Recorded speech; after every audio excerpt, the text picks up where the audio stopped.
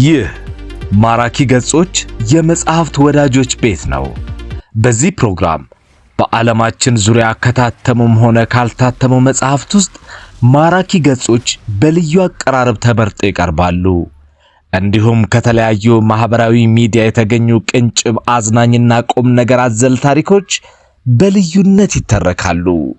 ማራኪ ገጾች እርሶም የመጽሐፍት ወዳጃችን ቻናሉን ሰብስክራይብ፣ ላይክ እና ለወዳጆቹ ሼር በማድረግ የቤተሰባችን አባል እንዲሆኑ ተጋብዘዋል። ማራኪ ገጾች ለዕለቱ ከተመራረጡ ታሪኮች ጋር ገጾቹን አብረው ይግለጡ። መልካም ቆይታ። ሲጨልም ከእንዳለ ጌታ ከበደ። ሲጨልም ወደ ሰባዎቹ የሚጠጉ የሚመስሉ አንድ አረጋዊ ልጄ አሉት አስተናጋጁን፣ የወሰድኩትን መድኃኒት ይዤብህ መጣሁ። እባክህ የሰጠኸኝን ወስደህ አላስጨረሳቸውም። ግድግዳው ላይ ወደ ተለጠፈው ጽሑፍ አመላከታቸው። የተሸጠ መድኃኒት አይመለስም። አረጋዊው በለሰለሱ ቃላት መማጸን ያዙ። ሰውዬ ዞር በል፣ ስራዬን ልስራበት። ለአንተን ቶፈንቶ የማባክነው ጊዜ የለኝም አለ ቁጣው እየተወለደ። ዛሬ በዚህ ሰውዬ እንድጨቀጨቅ ተፈርዶብኛል ልበል? እባክህ ልጄ፣ አሳፋሪ ነገር ደርሶብኝ ነው ዘመድና አደር የሌለኝ በመሆኑ እንጂ አሉ ትሁት በሆነች ፈገግታ ሊያባብሉት እየሞከሩ። ቅናሽ ዋጋም ብትከፍለኝ ይሄ ሰውዬ ነካ ያደርገዋል ልበል አለና ሌሎች መድኃኒት ገዢዎችን ያስተናግድ ገባ። ከያዙ አይለቁ። እዚህ ድህነት ቢፈትነኝ ነው ልጄ አለ ያደፈና የነተበ ነጠላቸውን እያሳዩት። ነጠላው ከሰውነታቸው በከፋ ሁኔታ ያረጀውን ኮታቸውን ደብቆላቸዋል። አቅሜ ደከመ ባይሆን ኖሮ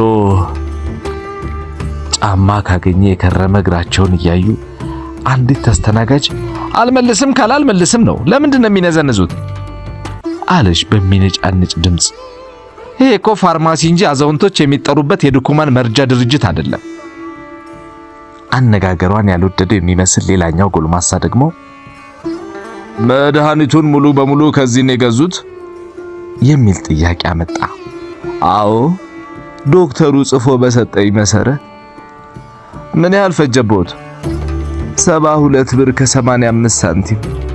መድኃኒቱን ወስደው እኮ ግማሹን እንኳን ቢሰጡኝ ምን አለበት አሉ በሐዘኔታ። የሁለታችንንም የጋብቻ ቀለበት አስይዤ ነው ከማምነው ሰው የተበደርኩት። መድኃኒቱን ለምን መመለስ ፈለጉ? ዘንቢል ያንጠለጠሉ አንዲት ምስኪን እናት ጥያቄ። በዚህ ጊዜ አስተናጋጁ ጣልቃ ገባ። ባህላዊ ሕክምና ብትከታተል ኪስ እንደማታራቁት ገብቷቸው ይሆናል ወይ ጸበል ያጠምቋት ወይ? አይ ልጄ፣ ጉዳዩን ብታውቀው ኖሮ ያፌዝክበትን ምላስህን ታፍርበት ነበር አሉም ባየተናነቃቸው። መድኃኒቱን ምን ላድርገው? ልዋጠው ወይስ ሽንት ቤት ልጨምረው? ለባለቤቴ ነው የምገዛላት ብሎ አልነበር እንዴ? በጠና ታማብኛለች። የእድሜ ጀንበር እየጠለቀ ባለበት ሰዓት ለእህል ያላነሱና ለትምህርት ያልደረሱ 3 ልጆች ትታብኝ እንዳትሄድ ጸልይልኝ ብለውኝስ አልነበር? ማለቱንስ ብዬ ነበር ልጄ፣ ብዬ ነበር። እና ሩብ ያህል ሰዓት እንኳን ሳይቆዩ ሐሳቦትን አሰርቶ የገዙትን መድኃኒት የሚያስመልስ ምን ተአምር ተፈጠረ? ቅድም የማይመለከተኝ ነገር እኮ ሲዘላብዱ ነበር። አረጋዊ አንገታቸውን ደፉ። እኮ ምን ቢፈጠር ነው? ቤቴ ሳልደርስ ነው አንተ ዘንድ የመጣሁት። ለምን? የሌሎቹ ጥያቄ። ሰፈርተኞቼ ደጅ ላይ ሲጫጫሁ አየሁ። ባለቤቴን በሕይወቷ ልደርስላት አልቻልኩም አሉ አረጋዊ ድምጻቸው እየሻከረ እንባቸው እየወረደ። በመድኃኒት ሻጩ ፊት ጸጸት፣ ድንጋጤ እየታየ ድፍን 100 ብር አውጥቶ በሻካራ እጆቻቸው ላይ አኖረው። ሌሎቹም ኪሶቻቸውን ይፈታትሹ ጀመር። የባርካችሁ ልጆቼ፣ ከፈን መግዣ ስላልነበረኝ እንጂ እንባ ተናነቃቸው። መንሰቅሰቃቸውን እየቀጠሉ ወጡ። ጸጥታ።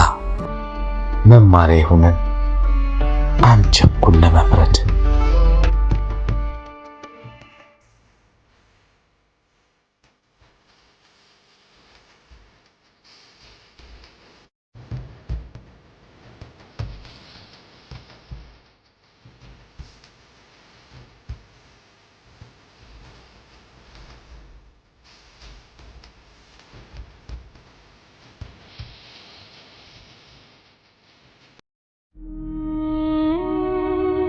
አሁን ደግሞ ቀጥሎ ከቀረበው ከእንዳለ ጌታ ከበደ ተቃራኒ የሆነ እውነተኛ ታሪክ ይዘንላችሁ እንቀርባለን።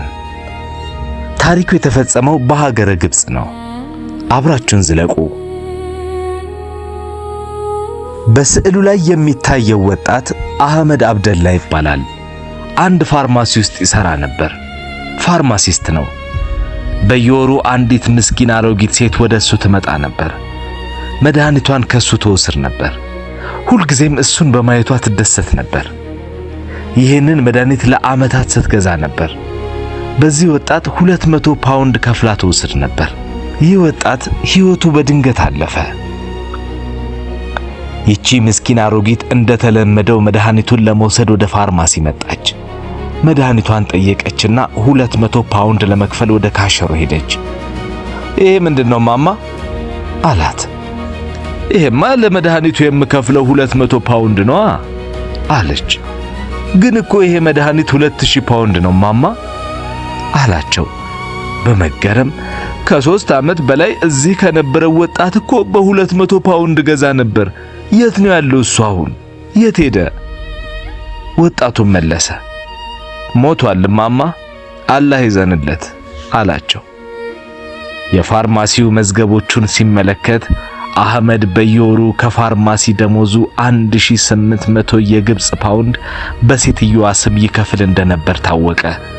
ይህንን የሰማው የፋርማሲ ባለቤት ለዚች ሴት በአህመድ ስም በቀጣይነት ሰደቀተል ጃሪያ ይሆንለት በማሰብ በተመሳሳይ ዋጋ መሸጡን ለመቀጠል ወሰነ። ጽሑፉ በግብጽ የተከሰተ እውነተኛ ታሪክ ነው። አላህ ይዘንለት፣ መልካም ስራውንም አላህ ይቀበለው። መልካምነት የሚደረገው ለራስ ተብሎ ሳይሆን መልካምነት አንዳንድ ጊዜም መልካም ስለሆነ ብቻ ነው። ጽድቅና ኩነኔ ቢኖርም ባይኖርም ከክፋት ደግነት ሳይሻል አይቀርም አደል ያለው ባለቅኔው። መልካምነት መልሶ ይከፍላል።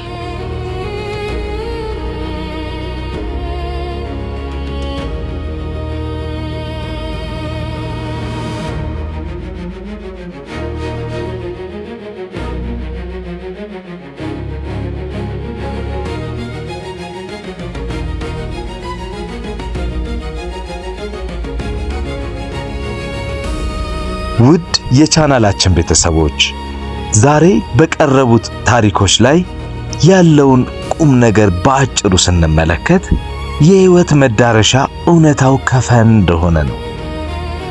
በዚህ ዓለም የምንመላለሰው በተለያየ የህይወት ጎዳና ነው። አንዳችን በእውቀት ማማ ላይ የምንመራመር፣ አንዳችን በሀብትና በክብር የገነንን፣ አንዳችን ደግሞ በድህነትና በችግር የምንፈተን ነን። የኑሯችን መልክ ቢለያይም ሁላችንም የህይወት ጉዞ መዳረሻ ግን አንድ ነው፣ ሞት። ያለፍንበትን መንገድ፣ የሰበሰብነውን ሀብት፣ የደረስንበትን የእውቀት ደረጃ ሁሉ በዚያች የመጨረሻ ሰዓት ልንወስደው አንችልም።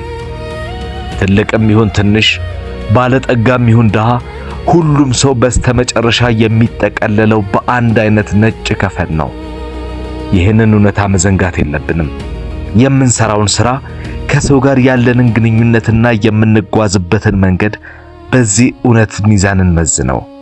ከሁሉ በላይ ለሰው ልጅ የምንተውለት በጎ ሥራና መልካም ስም ብቻ ነውና ትርጉም ባለው መንገድ መኖር ለነገ ቀዳሚው ተግባራችን ይሁን። የምንዘራው በጎነት የምንተወው መልካም አሻራ ነው። መልካም እንሁን፣ ደግ እንስራ። መልካም ቆይታ። አብራችሁን ስለነበራችሁ እናመሰግናለን። ከማራኪ ገጾች ጋር አብረው ይቆዩ። ላይክ፣ ሼር እና ሰብስክራይብ በማድረግ ቤተሰባችን ይሁኑ።